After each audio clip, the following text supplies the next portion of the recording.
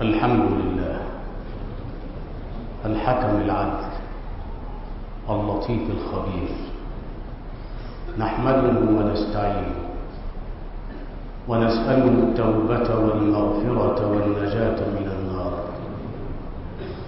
ونشهد أن لا إله إلا الله وحده لا شريك له، له الملك وله الحمد، يحيي ويميت وهو على كل شيء قدير وإليه المصير.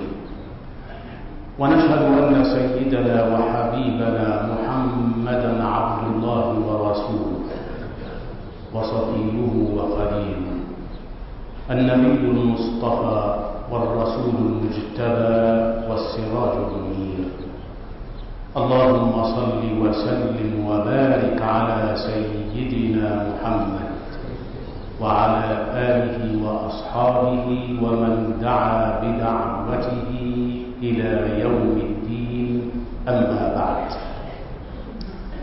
فقد عرفنا في الخطب الماضية أن اختيار الخلفاء الراشدين الأربعة تم بطريق الشورى والانتخاب الحر من المسلمين دون تزييف لإرادة الأمة.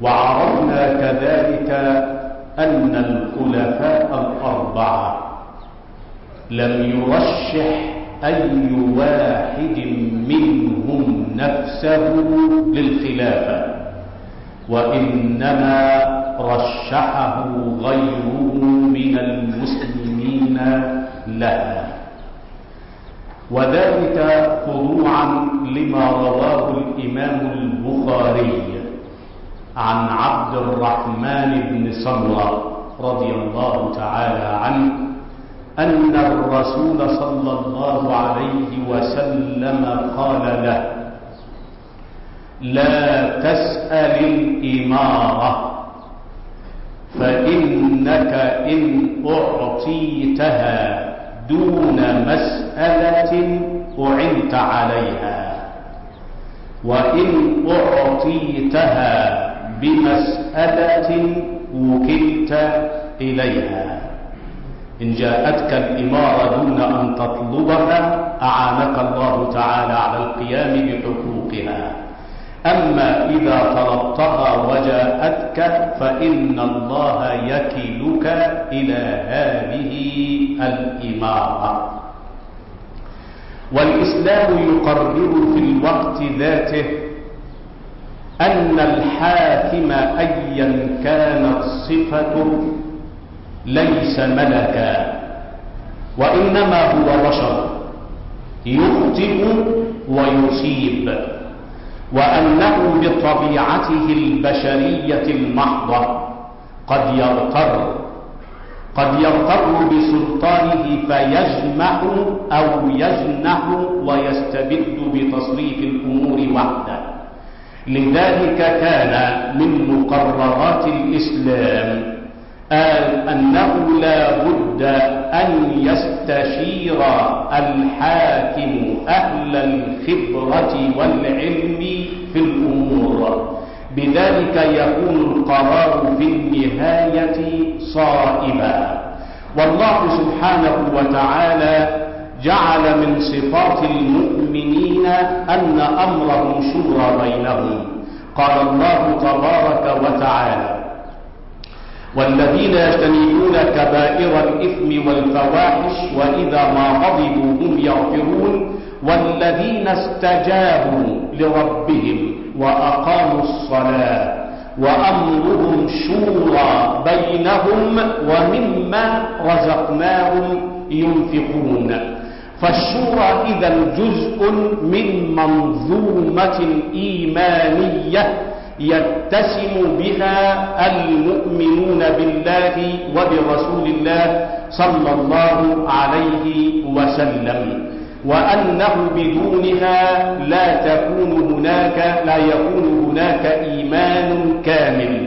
ويكفي أن كلمة الشورى هنا وضعت بين أهم عبادتين وهما الصلاة والزكاة.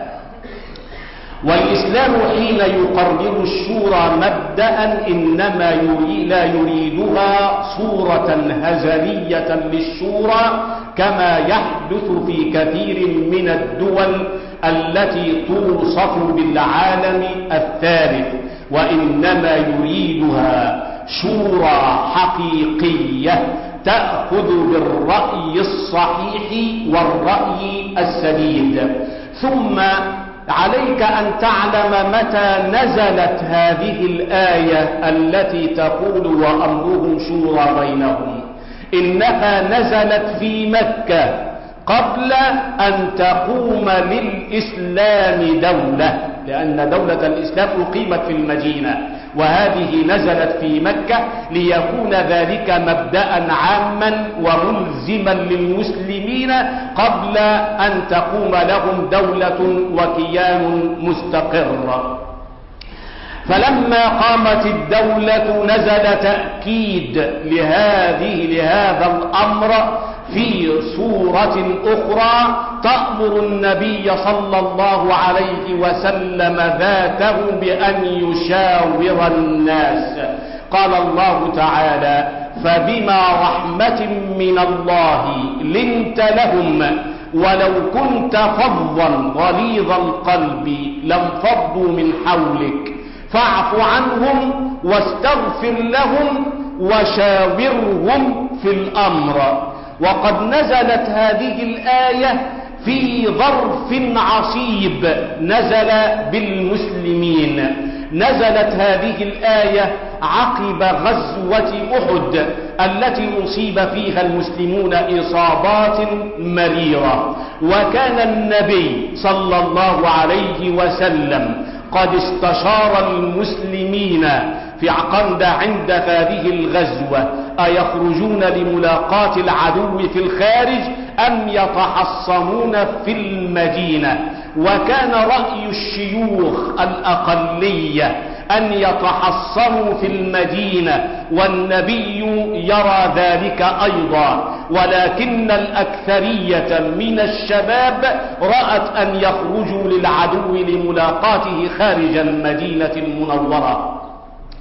ونزل النبي صلى الله عليه وسلم على رأي الأغلبية، فكانت تلك النتيجة المؤلمة التي أصابت المسلمين في أحد إصابات بالغة مريرة. ومع ذلك فإن النبي لم يقل لا داعي للشورى، لأن نتيجة الشورى جاءت بما لا يحب المسلمون، ولكن القرآن ينزل أيضا على النبي صلى الله عليه وسلم يقول له: رغم ما حدث ومهما كانت النتائج فإن الشورى مبدأ إسلامي لا يمكن إلغاؤه أو التنازل عنه بأي حال من الأحوال.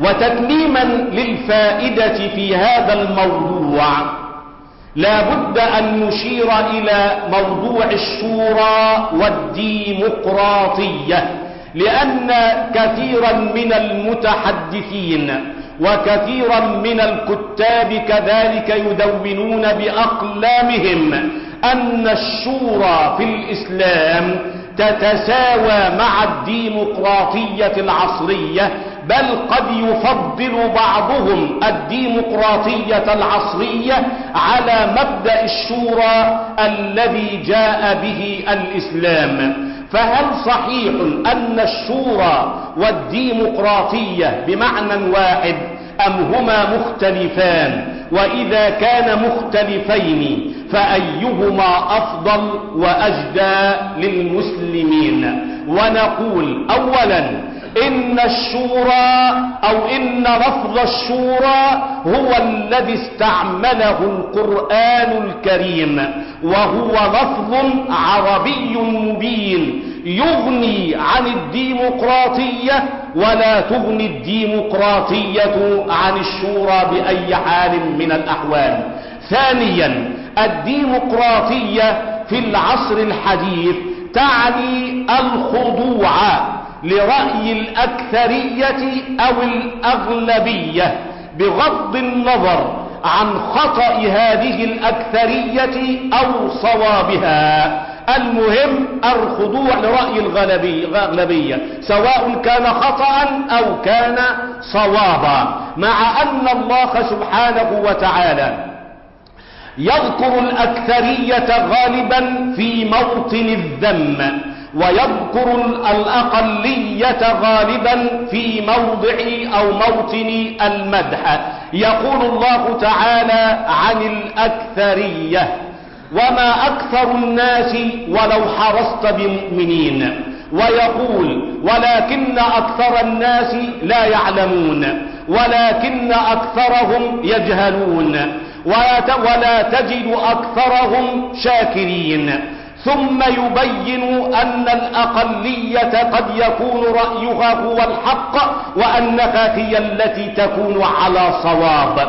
يقول الله تعالى: وإن كثيرا من الخلطاء ليبغي بعضهم على بعض إلا الذين آمنوا وعملوا الصالحات وقليل ما هم. ويقول مرة أخرى: وقليل من عبادي الشكور. أما الشورى فتعني الأخذ برأي أهل الفقه والخبرة والعلم بتصريف الأمور، وليس الأكثرية الغوغائية، أي نستشير أهل الخبرة في كل مجال من المجالات، ولا نستشير الأكثرية، لأن الأغلبية من الغوغاء والرعاع أتباع كل ناعق، وأكثرية الجماهير إنما يكون أهواؤها مع أهل الوجاهة والسلطان.